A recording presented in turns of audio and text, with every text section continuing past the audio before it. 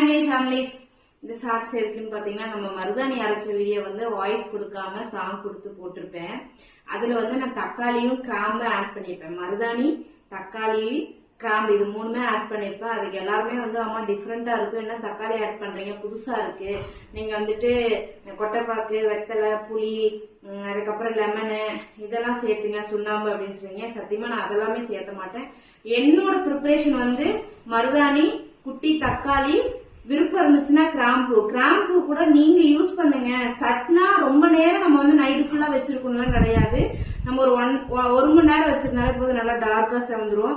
தக்காளி போடுறது எதுக்குன்னா நல்லா ரெட்டிஸா செவக்கும், நமக்கு தக்காளி கலர்ல நல்லா செவக்குங்கிறதுக்காக தான் நான் தக்காளி போடுறேன். இது போக ஏற்கனவே அபி ஊட்டியில இருந்து இதையே ட்ரை பண்ணி பார்த்துட்டு நல்லா செவந்துருச்சுன்னு வாட்ஸ்அப் பண்ணியிருந்தாங்க. சந்தேகம்னா நீங்க ஒரு டைம் ட்ரை பண்ணி பார்த்துட்டு செவக்கலன்னா நீங்க எனக்கு கமெண்ட்ல கண்டிப்பா திட்டலாம். கண்டிப்பா சூப்பர்.